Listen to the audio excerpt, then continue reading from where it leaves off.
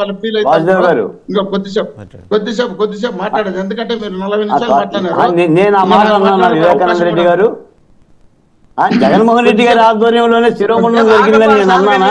మాట్లాడినా కదా వాసుదేవన్ గారు, కొద్దిసేపు ఆపండి. ఇంకా మళ్ళీ మీరు కూడా అట్లా అమౌంట్ ఎట్లా ఇంతసేపు మాట్లాడారు కాదండి. నేను అన్నానా జగన్మోహన్ రెడ్డి గారి ఆధ్వర్యంలో జరిగిందని?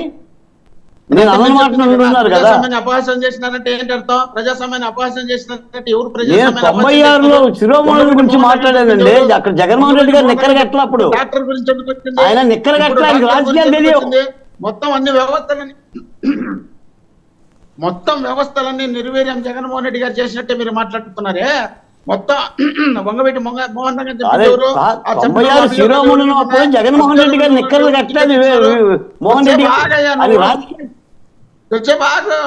అంత ఓపిక లేకపోతే వివేకానంద రెడ్డి హత్య చేసేట్టు నా మీద కూడా వేసేట. కాసేపు నేనే చెప్పానంటారు వివేకానంద రెడ్డిని. బాలగొడగా చంపిండు. చెప్పాల్సిన సమాధానం వివేకానంద రెడ్డికి చెప్పు. మీరు శిరోమండలం గురించి చెప్పే హక్కు మీకెక్కడిది? పోలీస్ స్టేషన్లో మీరు శిరోమండలాలు చేశారు. మీ పరిపాలన మరీ పోలీస్ స్టేషన్లో చేశారు మీ పోలీసులే. దానికే దిక్కు దశానం లేదు. రాష్ట్రపతికి లేఖ రాస్తే రాష్ట్రపతి స్పందిస్తే రాష్ట్రపతితో స్పందించరా? ఏం మాట్లాడతారు మీరు శిరోమండలాల గురించి? మీకు జరిగితే శిరోమండలం అర్థమవుతుంది.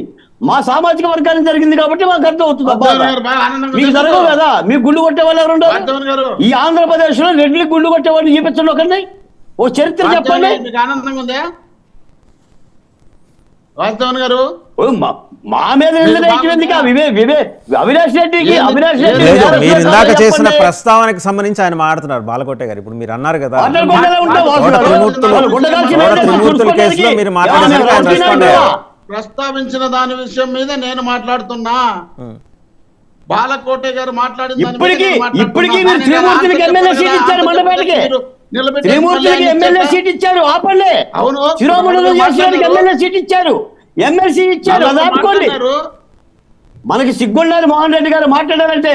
మీరు రెడ్డి గారు కాబట్టి ఏదైనా మాట్లాడితే ఎట్టు కుదురుతుంది? ముందు ఆ సునీత రెడ్డి గారికి సమాధానం చెప్పండి. బాలకోటకి ఎందుకులే కానీ 5 ఏళ్ళు అయింది. వాసుదేవన్ గారు ఆపుతారా? నన్ను ఆగమంటారా? మీరు మాట్లాడండి. మీరే ఆపుతారా? మీరు మాట్లాడండి. ఏంటంటే ఏంది 40 నిమిషాలు మాట్లాడించి మళ్ళీ వాళ్ళు మాట్లాడారు. ప్రస్తావన చేశారు కాబట్టి చెప్పాలి కాబట్టి మోహన్ రెడ్డి గారు. నేను చెప్పానా? నేను ఎప్పుడైనా మోహన్ రెడ్డి గారు ప్రస్తావన చేశానా? మీరు నా సామాజిక వర్గానికి ఇంకా సిగ్గు లేకుండా మా మీద నిందలేస్తుంటే మరి సమాధానం చెప్పకపోతే సామాజిక వర్గాన్ని అంతా ఊడకుండా ఏంది మాట్లాడతావు? ఊరికి బొన్ని పాటలు లేకుండా. సరే మీరు మాట్లాడండి. ఘర్షణ వద్దు. మీరు మాట్లాడండి మోహన్ రెడ్డి గారు. మోహన్ రెడ్డి గారు, జరుగుతున్నది వివేకానంద రెడ్డి హత్య కేసు. అయితే మాట్లాడండి. మీరే బాలకోట గారు లెట్ హిమ్ స్పీక్ అవుట్ అండి. బాలకోట గారు ఆయన మాట్లాడండి. మీరు మాట్లాడేటప్పుడు ఏంది మాట్లాడుతా? సరే మీరు మాట్లాడండి. 250 రూపాయలు బాటలకు డబ్బులు ఇచ్చినారట. తెలుగుదేశం పార్టీ శ్రీరామచంద్రుని ఫోటో చూపించి మీటింగ్లకు పిలుస్తున్నారు. శ్రీకృష్ణుని ఫోటో చూపించి మీటింగ్లు పిలుస్తున్నారు. అంటే ఇక్కడ దేవుడు ఉన్నాడు, భక్తి ఉంది. ఈ భక్తికి మీరు రాండి మీటింగ్ అంటే బ్రహ్మాండమైన జనాలు వస్తున్నారు.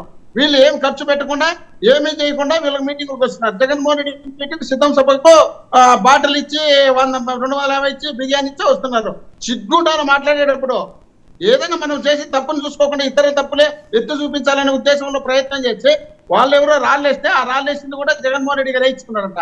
వాళ్ళు రాళ్ళేసిన వాళ్ళు కేసు కూడా పెట్టుకోకూడదట. కేసు పెట్టుంటే విజయవాడ అంతా అల్లకొల్లంగా కట్ అయినట్టుంది. మోహన్ రెడ్డి గారు వినిపిస్తుందా? మోహన్ రెడ్డి వినిపిస్తా. మీకు వినిపిస్తుందా? ఓకే అండి. ఎట్లా బుద్ధి పడితే అట్లా మాట్లాడితే 4 కూర్చొని ఒకేసారి వరుసగా మాట్లాడచ్చే. నేను ఆన్సర్ చెప్పాడు మధ్యలో కల్పించుకుంటే ఏమని మాట్లాడాలి నేను? ఈ రోజు ఎలక్షన్ వచ్చింది. ఎలక్షన్ వచ్చినప్పుడు ఈ రోజు ఎందుకు వచ్చారు వాళ్ళు? 5 సంవత్సరాలుగా ఏం చేస్తున్నారు? సొంతంగా